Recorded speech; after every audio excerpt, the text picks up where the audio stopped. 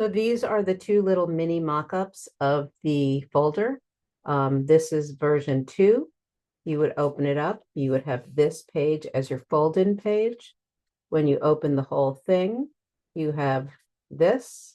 This is your folder flap. We can repeat it inside or we don't have to. And then we have these images here.